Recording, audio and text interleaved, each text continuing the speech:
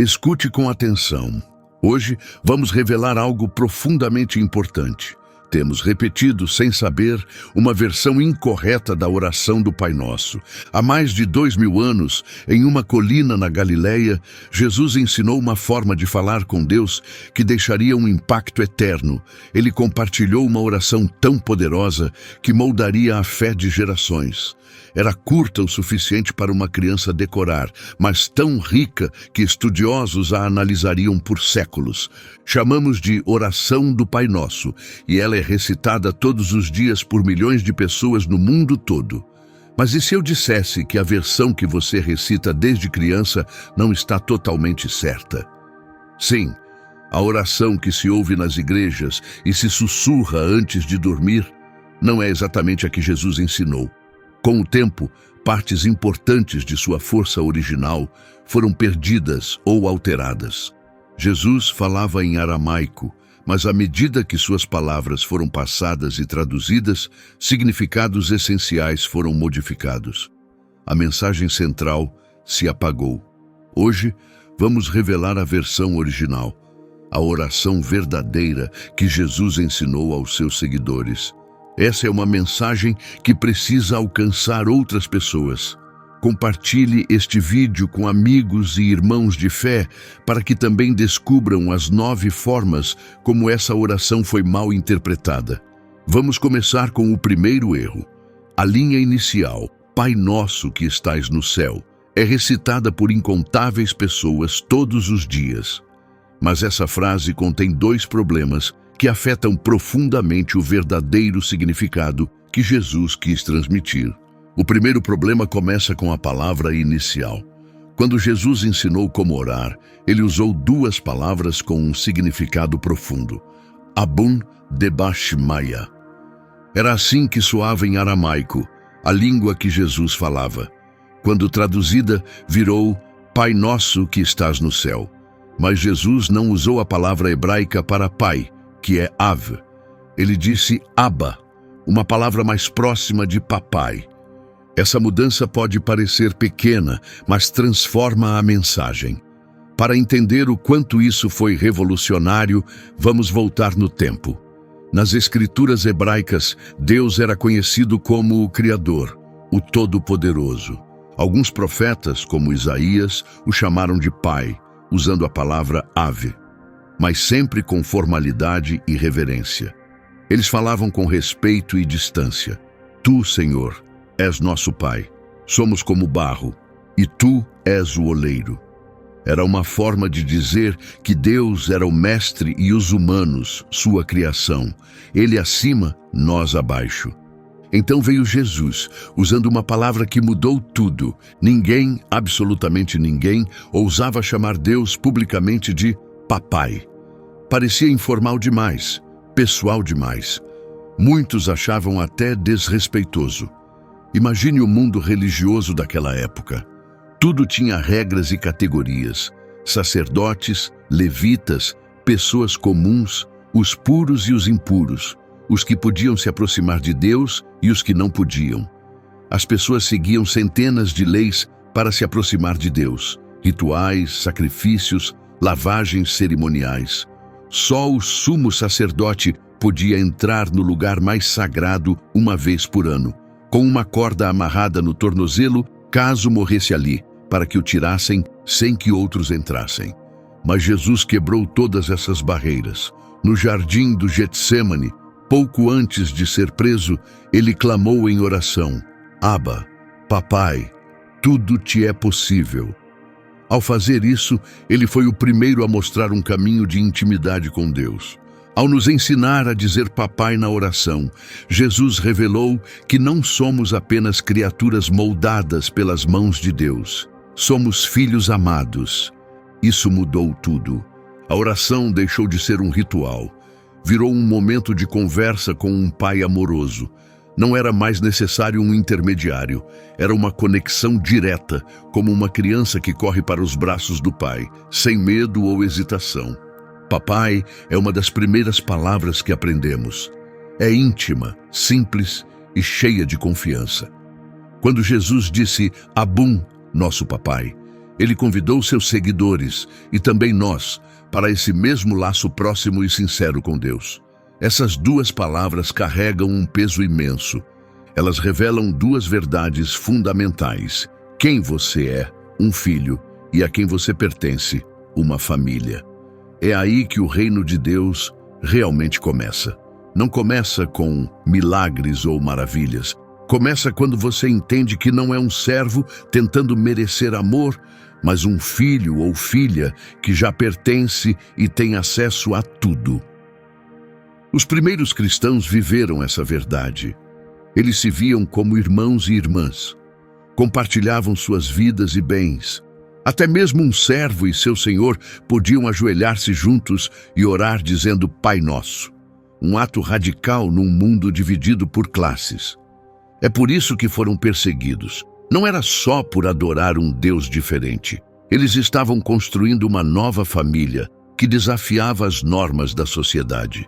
Esse foi o primeiro tesouro que Jesus nos deu em sua oração. Mas com o tempo, seu poder foi enfraquecido. Jesus nos ensinou a começar a oração chamando Deus de Abba, Papai. Agora, vamos ao segundo erro. Em aramaico, a frase é Abum de Bashmaya, geralmente traduzida como Pai Nosso que estais no céu. O segundo erro também está nessa linha inicial. Por gerações as pessoas disseram Pai Nosso que estais no céu, mas as palavras de Jesus foram Abum de Bashmaya, e quando traduzidas corretamente, significam que estás nos céus, no plural, não no singular. E por que isso importa? Qual a diferença entre no céu e nos céus? Isso muda a forma como imaginamos onde Deus está. A palavra aramaica Shmaya se refere a mais do que apenas o céu visível. Inclui todo o reino espiritual e invisível mencionado na Bíblia, geralmente descrito em 3 níveis. O primeiro céu é o céu que vemos, nuvens, estrelas, sol e tudo no universo físico. O segundo céu é oculto e intenso, um lugar de conflito espiritual onde forças do bem e do mal lutam. Anjos e poderes sombrios batalham ali, além do que os nossos olhos podem enxergar. E o terceiro céu é o lar eterno de Deus, o lugar do seu trono e da presença completa da sua glória. O apóstolo Paulo teve uma visão desse reino divino. Foi tão impressionante que ele sentiu como se tivesse saído do corpo. Quando Jesus disse que estás nos céus, usando o plural, ele fez uma afirmação poderosa. Ele não colocou Deus em um único lugar. Ele declarou que Deus existe além de todos os limites. Ele governa os céus que vemos, o campo de batalha espiritual que não enxergamos e do mais alto lugar, o seu trono de majestade. Então, quando dizemos Pai Nosso que estás nos céus, fazemos 3 declarações corajosas. Primeiro, afirmamos nossa identidade como filhos e o chamamos de Papai. Ao fazer isso, reconhecemos que pertencemos, que fazemos parte de uma família eterna, não estamos sozinhos. Segundo, reconhecemos que nosso Pai tem autoridade sobre tudo, o que é visível e o que não é. Ele governa tudo, o que tocamos e o que não vemos. Nada escapa ao seu domínio. E terceiro, reconhecemos que temos acesso direto a Ele. Não precisamos de intermediários. A barreira foi removida e agora podemos nos aproximar diretamente do Rei de toda a criação, que nos ouve com o coração terno de um pai. Então, da próxima vez que disser essa linha da oração, lembre-se, é céus e não céu. Porque Deus não habita em um só lugar, Ele reina sobre todos eles. Você está falando com aquele que preenche todos os espaços, todas as dimensões. Antes de passar correndo por essa primeira frase, pare e sinta seu peso completo. Você está chamando por Deus com o amor de uma criança e nesses céus vastos, além das galáxias, além das batalhas entre luz e trevas, seu Pai está ouvindo, totalmente presente, esperando por você. Agora chegamos ao terceiro erro. Ele aparece na próxima parte da oração. Em muitas igrejas e reuniões religiosas dizemos, santificado seja o teu nome. Essa é uma frase poderosa, repetida há 2000 anos, mas um detalhe sutil passou despercebido. Uma tradução mais precisa seria: que o teu nome seja santificado. Qual é a diferença real aqui? É importante entender, nós não tornamos Deus santo. Na verdade, é Deus quem manifesta sua própria santidade. A mudança na frase pode parecer pequena, mas muda totalmente o foco. Não somos nós que elevamos Deus. Trata-se da santidade dele sendo revelada entre nós. Isso não é uma missão pessoal que carregamos. É algo que Deus faz e nós pedimos para testemunhar. Pense nisso por um segundo. Não está dizendo, Pai, me ajude a te tornar santo. Está dizendo, Pai, deixa que a tua santidade se manifeste através de nós. Deus não precisa que o tornemos sagrado. Ele já é. O que pedimos de verdade é que sua natureza santa brilhe, que seja visível e conhecida entre as pessoas. Os primeiros seguidores de Jesus entendiam isso claramente.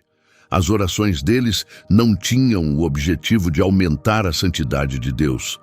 Eles pediam que sua natureza pura fosse revelada na terra, que seu nome e caráter fossem conhecidos entre as nações. É Deus quem age e nós vemos acontecer. Não é nosso esforço, é dele. Aqui vai algo notável. Séculos antes de Jesus, o profeta Ezequiel disse estas palavras em nome de Deus: mostrarei a santidade do meu grande nome, e todas as nações saberão que eu sou o Senhor, quando o meu nome for santificado por meio de vocês, diante de todos. A oração de Jesus cumpriu essa profecia. Mas por que ele focou no nome de Deus? Por que não disse apenas que a santidade seja revelada? Na tradição hebraica, um nome não é apenas um rótulo. Ele representa a identidade da pessoa. O nome de Deus revela quem ele é, seu poder e sua majestade. Quando Moisés viu a sarça ardente e perguntou, quem és tu? Deus não deu um título. Ele revelou sua natureza. Eu sou o que sou. Seu nome expressava sua essência. Esse nome tem força. Ele oferece proteção. Para entender o respeito que esse nome carregava, precisamos entrar na mentalidade daquela época. Escribas judeus, ao copiar os textos sagrados, faziam isso com profundo respeito. Ao escreverem cada linha com cuidado, chegava o momento de escrever o nome de Deus, Yahweh. Nesse instante, eles paravam, levantavam-se, se purificavam completamente e só então pegavam uma caneta nova. Só depois disso, com total concentração, escreviam aquelas 4 letras sagradas. Esse era o nível de honra dado ao nome. Mas hoje, esse mesmo nome é muitas vezes usado de forma leviana, falado com descuido ou mencionado em conversas sem sentido. Alguns o tratam como algo comum. Outros chegam a zombar dele. Mas aqueles que seguem Jesus são chamados a algo mais elevado. Cada vez que agimos com justiça, falamos com sinceridade ou mostramos compaixão, estamos exaltando o nome dele, mostrando ao mundo sua santidade. Agora chegamos à próxima frase: venha a nós o teu reino. Muitos ainda repetem assim, por hábito, mas há um problema. As palavras a nós nunca fizeram parte do que Jesus realmente disse. Ele disse apenas, venha o teu reino. Essas poucas palavras deram início a um movimento espiritual como nenhum outro. Por que essa pequena diferença é tão importante? Porque o reino de Deus não é apenas sobre bênçãos pessoais. Ele não é destinado a um grupo exclusivo. É um chamado para a renovação de todo o mundo, um clamor por toda a criação ser restaurada. Os primeiros cristãos entendiam isso claramente. Quando diziam, venha o teu reino, não estavam apenas adorando, estavam fazendo uma declaração ousada e perigosa, um desafio à ordem existente. Então, por que essa oração causava tanto medo? Por volta do ano 112 d.C., o oficial romano Plínio, o Jovem, escreveu ao imperador Trajano sobre os cristãos, explicando que eles cantavam para Cristo como uma figura divina e anunciavam a vinda de outro reino. Cada vez que diziam essas palavras, resistiam ao domínio de César. A palavra aramaica que Jesus usou, malkutak, significa domínio total, controle completo. Não se referia apenas a uma ideia espiritual. Era a autoridade total de Deus estendendo-se sobre tudo. E Jesus deixou isso muito claro. Ele disse uma vez: "Meu reino não pertence a este mundo." Mas também declarou: "Toda autoridade no céu e na terra me foi dada." Por isso, os primeiros cristãos terminavam seus encontros com uma única palavra: Maranata. Vem, Senhor. Era mais que uma frase. Era um clamor profundo, um desejo compartilhado. Eles esperavam pela volta do Messias, pelo julgamento final e pela renovação completa do mundo. O livro do Apocalipse ecoa essa esperança. Os reinos deste mundo agora pertencem ao nosso Senhor e ao seu ungido. Com os séculos, a repetição constante suavizou a força dessa oração. Transformamos esse clamor em um pedido calmo por conforto e bênçãos. Mas algo vital foi perdido: a urgência. Quando os cristãos estavam nas arenas romanas e sussurravam essa oração, não pensavam em segurança ou facilidade. Eles faziam uma declaração ousada: César não era o verdadeiro rei. Havia outro reino maior chegando para reivindicar tudo. Aqueles primeiros seguidores de Jesus viviam sob constante pressão, e essa oração se tornava o clamor de quem vivia no exílio, ansiando pela verdadeira casa, o pedido de um soldado esperando pela vitória final. Então, como acabamos acrescentando a nós na frase "Venha a nós o teu reino"? Por gerações, o povo judeu esperava uma revolução política, um Messias que traria liberdade de Roma pela força. Mas, quando perguntaram a Jesus sobre o tempo do reino de Deus, ele deu uma resposta surpreendente: "O reino de Deus já está entre vocês." Ele não disse que estava chegando, disse que já havia chegado. Isso muda tudo. A oração deixa de ser um desejo por algo distante e se torna um chamado para abrirmos os olhos para o que já está ao nosso redor. Ainda assim, se o reino já chegou, por que não conseguimos vê-lo? Onde ele está escondido? Escritos antigos, como o Evangelho de Tomé, trazem um pensamento interessante. Uma frase atribuída a Jesus diz: "O reino está dentro de vocês e ao redor de vocês." Deixe isso entrar no seu coração. O reino tem dois lados, como frente e verso de uma mesma moeda. Essa é a chave para compreendê-lo. O reino existe em duas formas. A primeira é interna, plantada dentro de cada pessoa como uma pequena semente. É a presença do Espírito Santo, recebida no batismo, que nos guia a escolher o bem em vez do mal. A segunda é externa. Ela se revela no mundo ao nosso redor. É visível na justiça, no amor sem egoísmo, na beleza da natureza, em uma refeição compartilhada, na proteção dos vulneráveis. O reino se manifesta onde a vontade de Deus ganha forma. Então, se ele já está aqui, tanto dentro quanto fora de nós, por que não o reconhecemos? Por que parece escondido? A resposta é simples e, ao mesmo tempo, desafiadora. Porque o reino não é definido por geografia. É um despertar interior que nos ajuda a perceber a presença de Deus em todo lugar. Jesus mesmo explicou isso. O reino do Pai se estende pela terra, mas as pessoas não conseguem enxergá-lo. Você não vai encontrá-lo num mapa. Ele é visto com os olhos espirituais. Não é um governo humano, é uma realidade divina. O problema não é que o reino esteja ausente, é que não conseguimos vê-lo. Então, como começamos a enxergar com clareza? Se o reino já está presente, como entramos nele? Jesus mesmo nos deu a resposta. Quando vocês fizerem dos dois um só, então entrarão no reino. O que isso quer dizer? Significa alinhar o que você crê com a forma como você vive. É unir seu coração às suas ações, sua fé ao seu comportamento, seu mundo interior ao exterior. Quando seus pensamentos e atitudes deixam de ir em direções opostas, você para de procurar o reino. Ele se torna parte da sua vida diária. O reino aparece quando você escolhe perdoar alguém que te feriu. Ele se torna visível quando você divide comida com quem tem fome. Ele avança quando você defende quem não tem voz. Curiosamente, até antes de Jesus, judeus do primeiro século oravam nas sinagogas pedindo que o reino viesse, mas acrescentavam a frase, em nossos dias.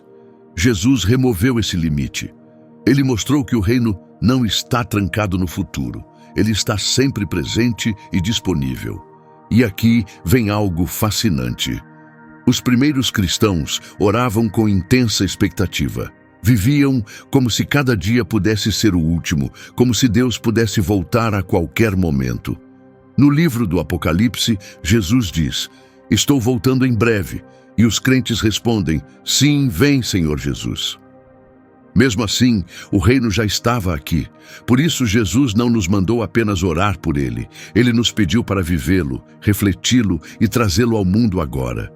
Agora chegamos ao quinto erro da oração, e é algo sério. A versão que conhecemos diz, seja feita a tua vontade, assim na terra como no céu. Mas Jesus não disse exatamente assim. Ele disse, seja feita a tua vontade, como no céu, assim também na terra. À primeira vista, pode parecer a mesma coisa invertida, mas a ordem faz toda a diferença. Jesus nos mostra a direção, de cima para baixo. O céu é onde tudo começa, a terra é onde tudo se realiza. Se mudamos essa ordem, corremos o risco de inverter o fluxo da autoridade de Deus. O céu é o lugar onde a vontade de Deus já é perfeita e completa. A terra é o lugar que ainda precisa de transformação. Quando dizemos na terra como no céu, podemos, sem perceber, colocar o foco primeiro na nossa visão da vida, nas nossas lutas, nas nossas necessidades, na nossa perspectiva. Mas Jesus nos apontou para cima. Ele nos pediu para começarmos pelo céu, para deixarmos a perfeição do céu ser o modelo, e então convidarmos essa realidade a transformar o nosso mundo. Não se trata de empurrar a nossa ideia de paz para o alto. É sobre receber a paz de Deus e deixá-la descer para a nossa vida diária, para as suas lutas, para as suas escolhas. É assim que a vontade de Deus, formada no reino eterno e imutável do céu, é realizada neste mundo instável e bagunçado do tempo e do espaço. A ordem não é um detalhe pequeno. Ela muda tudo. Agora que entendemos a direção que Jesus nos mostrou, do céu para a terra, podemos explorar o centro dessa frase. Dizer, seja feita a tua vontade, talvez seja a oração mais ousada e difícil que alguém pode fazer. É um ato completo de confiança. Significa aceitar o plano de Deus mesmo quando ele não faz sentido para nós. É olhar para as nossas esperanças, nossos medos e nossos sonhos e dizer com sinceridade, não o que eu quero. Jesus mostrou isso de forma perfeita no jardim do Getsêmani. Ao encarar a dor da cruz, ele orou, Pai, se quiseres, afasta de mim este sofrimento, mas que não seja feita a minha vontade, e sim a tua. Naquele momento, a terra se rendeu ao céu e tudo mudou. Vemos esse mesmo tipo de entrega na vida de pessoas que andaram com Deus. Veja o exemplo de José. Ele foi traído pelos irmãos, vendido como mercadoria, acusado injustamente e jogado na prisão. Tudo parecia injusto, mas cada passo do seu sofrimento foi usado por Deus para prepará-lo. Ele acabaria salvando sua família e uma nação inteira da fome. A vontade de Deus nem sempre faz sentido enquanto estamos vivendo. Pense também em Paulo, que suportou tanto, apedrejamentos, espancamentos, prisões. Ele poderia ter desistido. Em vez disso, sentado numa cela em Roma, ele escolheu se submeter ao plano de Deus. E por meio dessa entrega, escreveu cartas que moldariam e fortaleceriam a igreja por milhares de anos. Por isso, as palavras "seja feita a tua vontade" são mais do que uma frase. Elas são uma declaração de fé total. É dizer a Deus: mesmo quando não vejo o quadro completo, eu confio no futuro que o Senhor desenhou para mim. Esse tipo de oração não é fácil. Na verdade, talvez seja a parte mais difícil da oração do Pai Nosso. Ela nos chama a abrir mão do controle, a parar de fingir que sabemos mais do que Deus e a escolher confiar totalmente nele.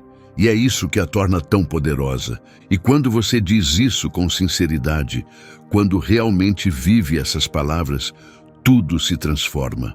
Foi por isso que os seguidores de Jesus podiam enfrentar feras selvagens com o coração em paz, ou cantar em celas escuras. Eles haviam descoberto algo poderoso. Quando sua vontade se alinha com a de Deus, a dor desta vida não pode mais te derrotar. Então, da próxima vez que orar o Pai Nosso, segure firme essa frase: seja feita a tua vontade, como no céu, assim também na terra. A ordem importa. Agora chegamos ao 6º erro, Lashma de Sunkanan, que muitas vezes traduzimos como "dá-nos hoje o nosso pão de cada dia". Mas Jesus não disse exatamente isso. Em aramaico, suas palavras estavam mais próximas de "dá-nos o pão que precisamos para hoje". Isso não é uma diferença pequena, muda profundamente a mensagem. Jesus não estava ensinando um hábito repetitivo. Ele estava nos mostrando como depender de Deus dia após dia. Não um pão para a semana toda, nem para o mês inteiro, mas o necessário para este dia. É uma oração de dependência diária. A cada 24 horas, voltamos a Deus com as mãos abertas, confiando nele mais uma vez. Mas que tipo de pão Jesus estava falando? É aqui que essa jornada se aprofunda ainda mais. Os primeiros cristãos entendiam que a palavra pão tinha 3 significados profundos, mas com o tempo perdemos essa conexão. O primeiro significado é físico. Pão de verdade, o alimento necessário para vivermos e termos força. Esse tipo de pão nos conecta a uma das lições mais poderosas do Antigo Testamento. Quando os israelitas estavam no deserto, Deus não deu a eles um estoque enorme de comida. Em vez disso, ele enviava o maná do céu a cada manhã, como conta o livro de Êxodo. E se alguém tentava guardar mais do que precisava, com medo de faltar no dia seguinte, o maná estragava e se tornava inútil. A lição era clara: confie para hoje, não se agarre ao amanhã por medo. O segundo significado é espiritual, o pão como alimento para o coração.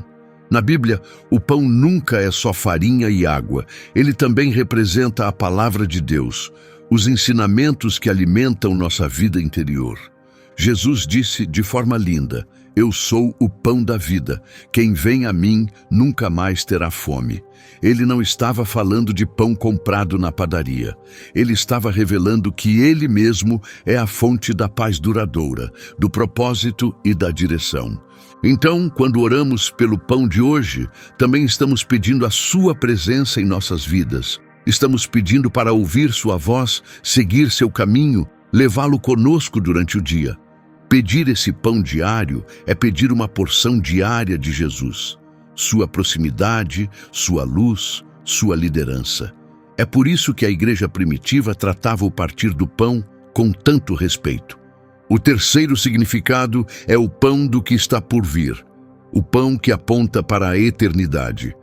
É sobre se preparar para o céu e ansiar pelo grande banquete no reino de Deus. E, acima de tudo, ele se refere à Eucaristia. Na última ceia, quando Jesus partiu o pão, ele não disse: isto é um símbolo do meu corpo. Ele disse algo muito mais profundo: isto é o meu corpo, que é dado por vocês. Ele não disse: isto representa, nem isto é como se fosse. Ele disse de forma simples e clara: isto é. Por isso a Eucaristia se tornou o pão mais sagrado de todos, o momento em que Jesus se oferece completamente a nós. É alimento não só para hoje, mas para a vida eterna. Então, quando oramos de verdade como Jesus ensinou, dá-nos o pão que precisamos para hoje.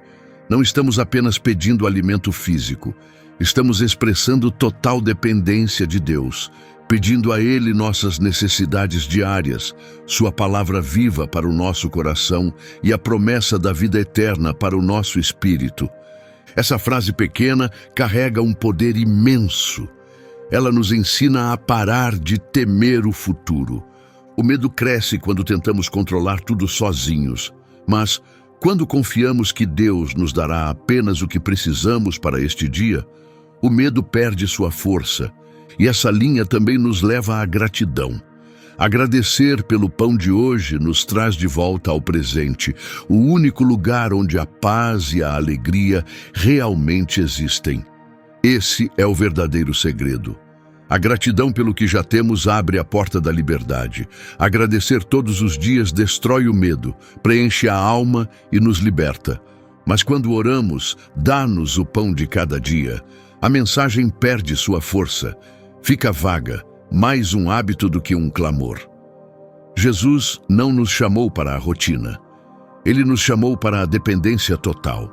Ele queria que nos apoiássemos no céu, e não que acumulássemos bênçãos ou confiássemos no que conseguimos juntar por conta própria.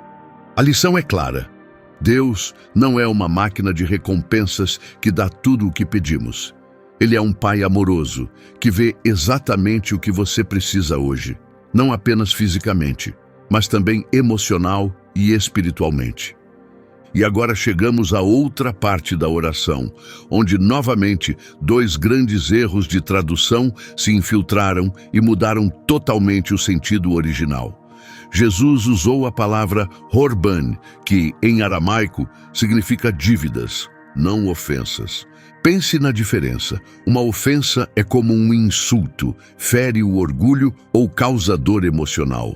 Mas uma dívida é algo que se deve, representa um valor que não conseguimos pagar. Quando pecamos, não apenas entristecemos ou ofendemos a Deus. Criamos uma dívida espiritual profunda, uma que jamais poderíamos quitar por conta própria. Então, quando pedimos perdão, não estamos simplesmente pedindo que Deus ignore um erro. Estamos suplicando pelo cancelamento de uma dívida que nunca conseguiríamos pagar. Mas essa nem é a verdade mais profunda. A chave real está no verbo que Jesus usou. Em aramaico, ele disse shibakan. Embora muitas vezes seja traduzido como perdoar, isso é só a superfície.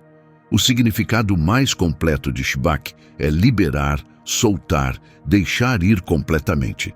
Então, ao orarmos o Pai Nosso, não estamos apenas dizendo, Deus, apaga meu erro.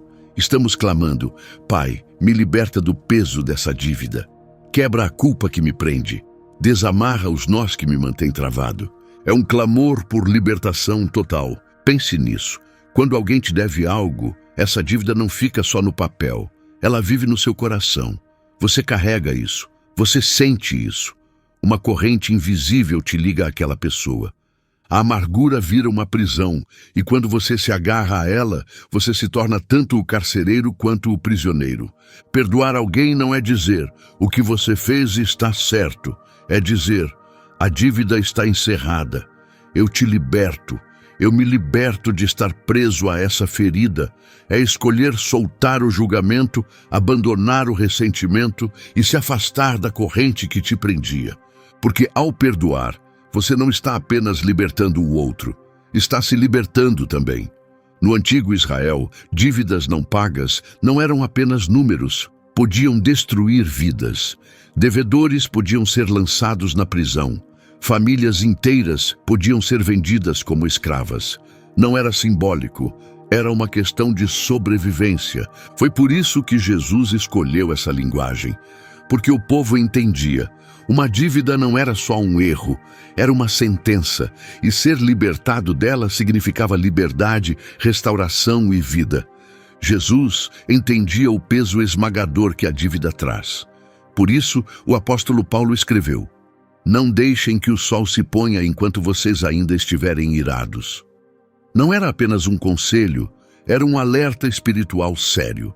Liberte as dívidas emocionais diariamente antes que elas cresçam e se transformem em amargura na sua alma. Jesus nos dá um ensinamento simples e, ao mesmo tempo, profundamente desafiador. O perdão que recebemos de Deus está diretamente ligado ao perdão que oferecemos aos outros. Eles não estão separados, caminham juntos, como dois lados do mesmo batimento do coração. Mas por que Deus colocaria sua misericórdia para conosco condicionada à forma como tratamos os outros?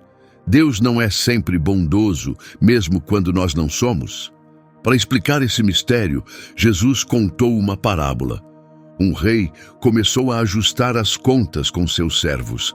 Trouxeram diante dele um homem que devia uma quantia tão grande que seriam necessárias várias vidas para pagá-la.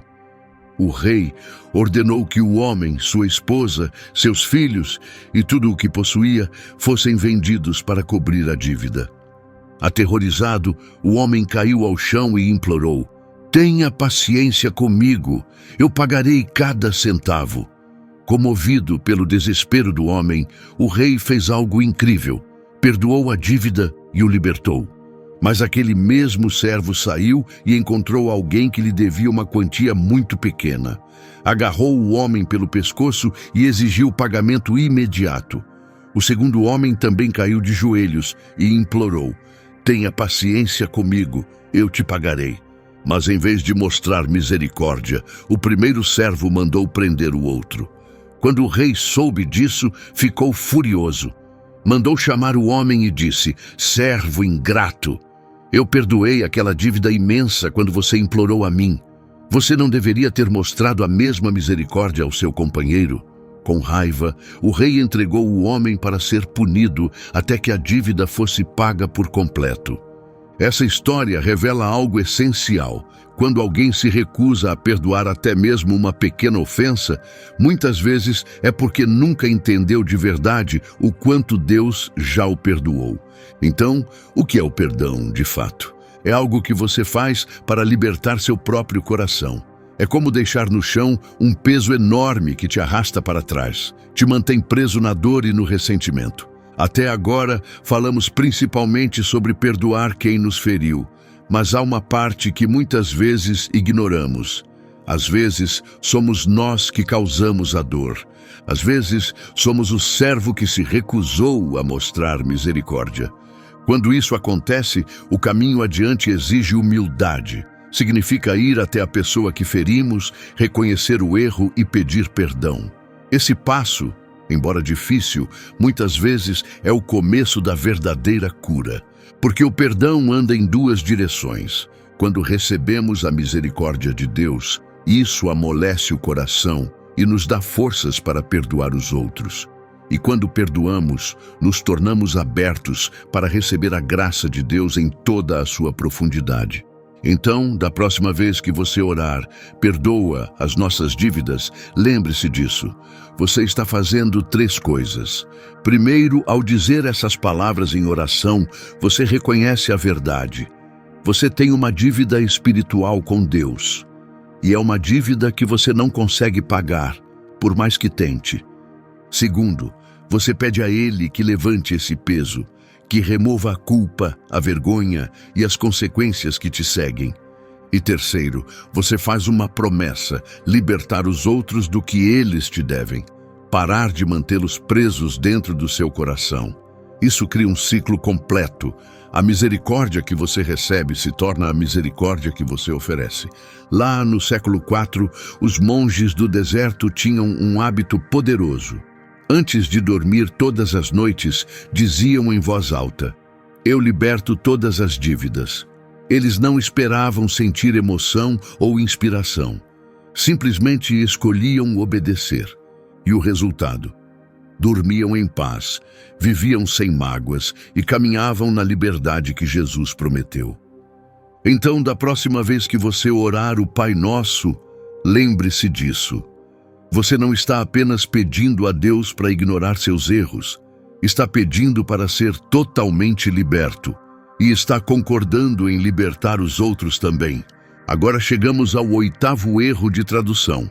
Não nos deixes cair em tentação. É uma frase dita por milhões todos os dias, mas que se baseia em um mal-entendido que muda o verdadeiro sentido do que Jesus realmente disse.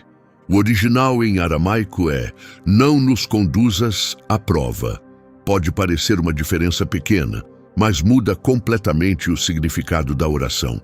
Não se trata de pedir a Deus para evitar que você tropece. Não é apenas sobre evitar o pecado, é algo mais profundo. É um clamor para não sermos levados a um momento de prova extrema, uma crise que abala as bases da nossa fé. Pense na prova que Abraão enfrentou quando Deus pediu que ele sacrificasse Isaque. Ou em Jó, que perdeu tudo, sua família, sua riqueza, até sua saúde. Essa oração não é para fugir de tentações pequenas. É um clamor para sermos poupados de provações esmagadoras que podem abalar a alma. Então, por que Jesus nos ensinaria a orar assim? Isso não é sinal de fraqueza? Na verdade, não. É força envolta em humildade. Pedir "não nos conduzas à prova" é a confissão sincera de quem conhece seus próprios limites e confia totalmente na vontade de Deus. É exatamente a postura que Jesus assumiu no jardim do Getsêmani. Com suor caindo como gotas de sangue, ele orou: Pai, se queres, afasta de mim este cálice, mas que não seja feita a minha vontade, e sim a tua. Ele não estava tentando fugir da dor, estava se entregando ao caminho, confiando que o Pai o sustentaria. É uma oração de confiança profunda. Quem ora assim entende duas coisas com clareza. Sabe que é fraco e sabe que Deus é forte. E tem mais: tentação e provação não são a mesma coisa. Uma prova é permitida por Deus para nos fazer crescer, mas a tentação é o que o inimigo usa para distorcer a prova e tentar nos destruir. Veja José no Egito. A esposa de seu senhor tentava seduzi-lo todos os dias. O que José fez? Ele não discutiu nem tentou resistir com força de vontade. Ele fugiu. Ele fugiu, deixando até a capa para trás. José não hesitou, saiu rápido, e foi assim que venceu. José fez uma escolha que Pedro, séculos depois, não conseguiu fazer. Pedro estava cheio de confiança. Mesmo que todos te abandonem, eu nunca te deixarei, disse a Jesus. Ele acreditava que era inabalável.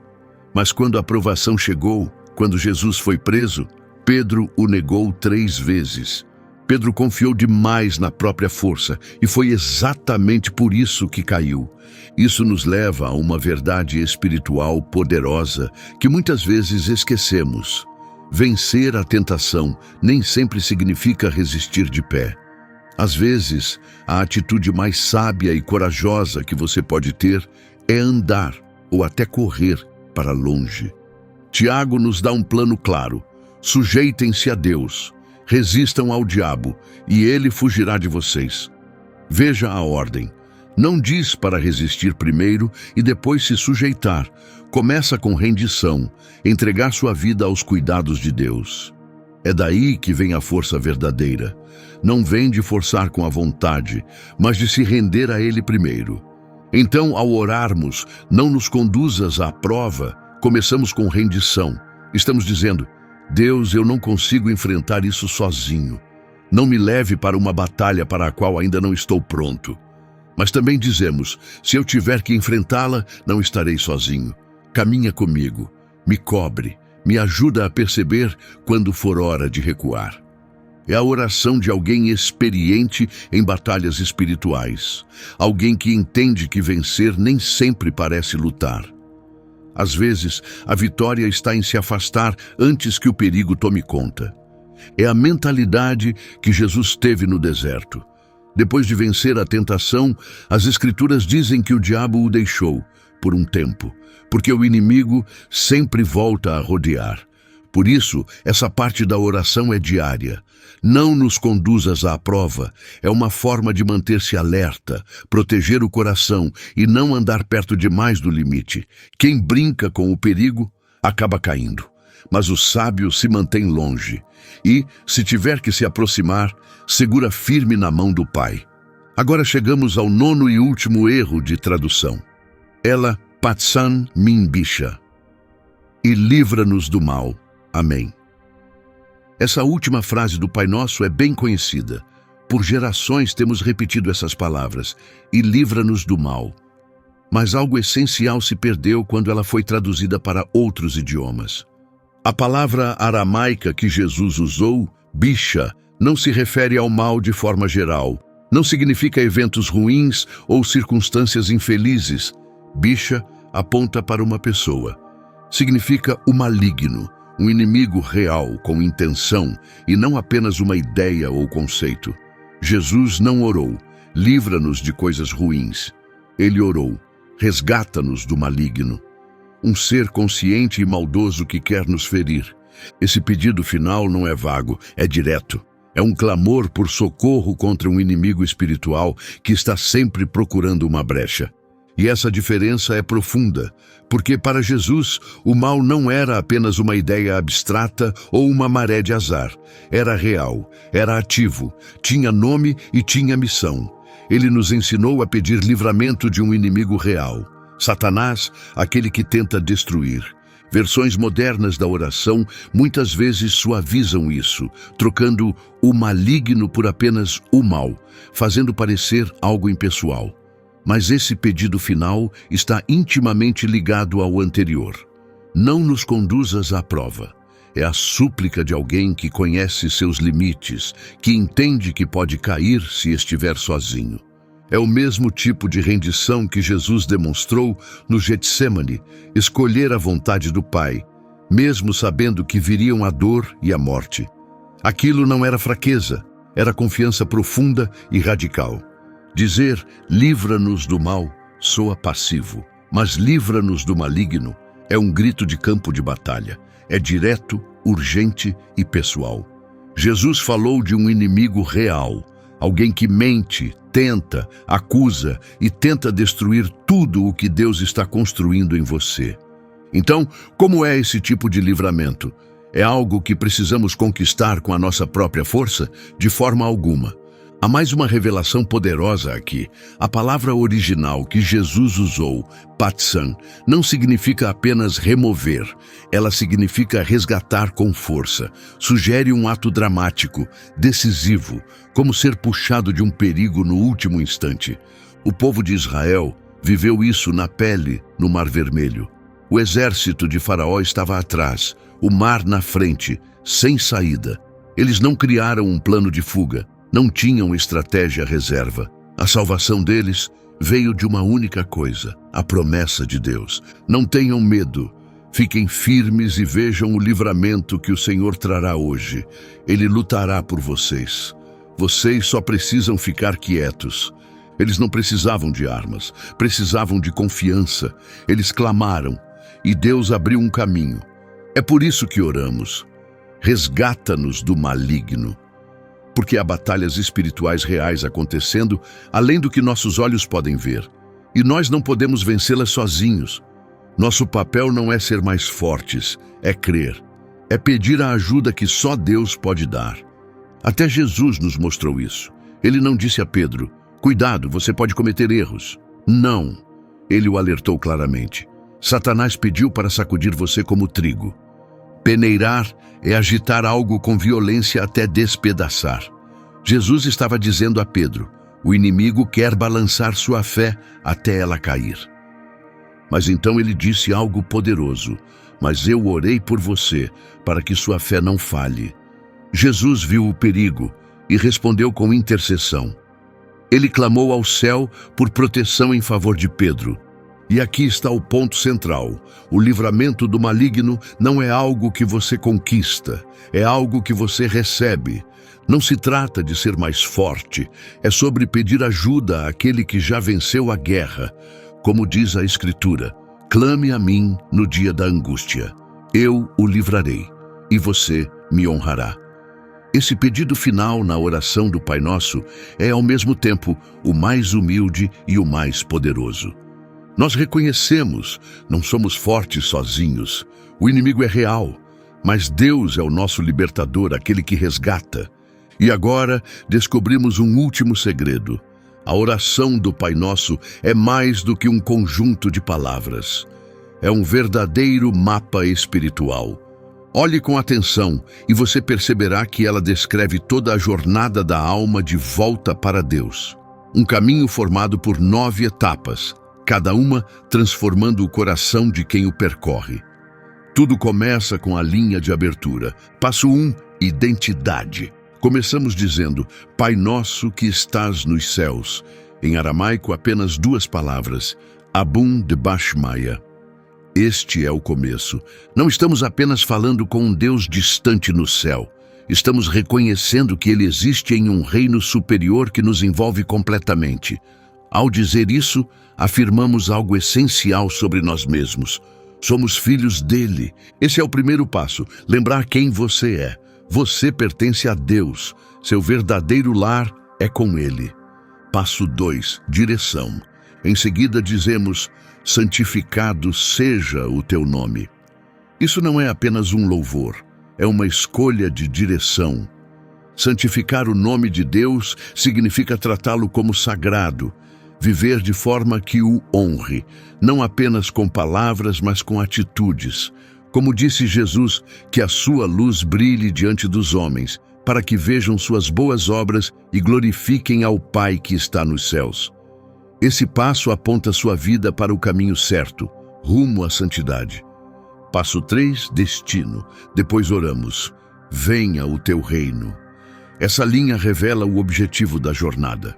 Não estamos pedindo por uma esperança distante, estamos chamando o reinado de Deus para começar agora, em nossos corações, em nossos lares e no mundo ao nosso redor. É um clamor para que a ordem divina, a cura e a paz comecem hoje, mas para chegar a esse reino, precisamos de mais do que esperança. Precisamos de direção. Passo 4, a bússola. Ela vem quando dizemos, seja feita a tua vontade. É a parte do caminho que mais exige de nós. Significa abrir mão dos próprios planos, confiar que os caminhos de Deus são mais altos, mesmo quando são mais difíceis. Crer que Ele sabe o que é melhor, mesmo quando o caminho não parece aquele que escolheríamos. Isso é rendição, mas também é o ponto de transformação. Porque quando você alinha sua vontade com a de Deus, algo poderoso acontece. Você se torna uma ponte. Você traz o céu à terra, na forma como fala, age, ama e vive. Você deixa de andar no seu próprio caminho e começa a seguir o caminho do Rei. Passo 5, união. Neste ponto da jornada, oramos, assim na terra como no céu. Isso não é só um desejo, é a sua missão. Seu propósito é trazer um vislumbre da paz e da ordem do céu para o caos da vida cotidiana. Você é chamado a refletir o amor, a paciência e a bondade do céu nas suas palavras, nas suas lutas e nos seus relacionamentos. Dessa forma, você se torna mais que um viajante. Torna-se uma conexão viva entre o céu e a terra. Mas ninguém pode completar essa jornada sem sustento. O caminho exige força. Passo 6, provisão. Agora você pede, dá-nos hoje o pão que precisamos. A palavra que Jesus usou para precisamos, suncanã, é rara e poderosa. Ela não significa luxo ou abundância. Significa o suficiente para o chamado de hoje. Você não está pedindo para acumular riquezas. Está pedindo o necessário para cumprir a missão deste dia. Isso inclui o alimento do corpo, sim, mas ainda mais o pão da vida. Força espiritual, sabedoria, ânimo para continuar. E uma vez que você foi fortalecido, o próximo passo é soltar aquilo que te pesa. Culpa e ressentimento são cargas pesadas demais para carregar. Passos 7 e 8, perdão e reciprocidade. Aqui chegamos a 2 passos que sempre andam juntos. Perdoa as nossas dívidas e a condição que vem logo em seguida, assim como perdoamos a quem nos deve. No tempo de Jesus, o pecado era visto como uma dívida, um peso espiritual que devíamos a Deus. Ao orar essa parte, você está pedindo a Deus que apague essa dívida, que limpe sua conta. Mas há uma verdade escondida aqui. O perdão de Deus vem com uma chave, e essa chave está nas suas mãos. Você só pode destrancar a misericórdia de Deus quando escolhe oferecer essa mesma misericórdia aos outros. Se você se agarra à amargura, a porta da graça permanece fechada. Como Jesus disse claramente, se vocês não perdoarem os outros, o Pai de vocês também não os perdoará. Isso não é castigo, é uma realidade espiritual. Agora, alimentado e livre dos pesos, você está se aproximando do fim da jornada. Mas os passos finais são tão cruciais quanto os primeiros.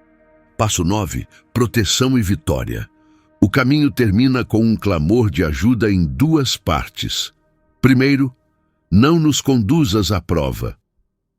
Você não está pedindo uma vida sem dificuldades. Está pedindo para ser protegido da prova final, daquele tipo de desafio que poderia te afastar da fé. É o clamor de alguém que conhece seus limites. E então vem o pedido final: livra-nos do maligno. Aqui, você reconhece que há um inimigo real, alguém que quer desviar sua caminhada. Isso não é medo, é confiança. É colocar-se sob a proteção de Deus, pedindo que Ele te retire do alcance do inimigo e te mantenha seguro em seus cuidados. E finalmente a jornada termina com uma única palavra: Amém. O selo final. Amém não é apenas a forma como encerramos uma oração. Na própria língua de Jesus significa assim seja ou é verdade e eu confirmo. Não é um ponto final, é sua assinatura. É sua forma de dizer: eu acredito nisso, eu aceito isso, eu vivo isso.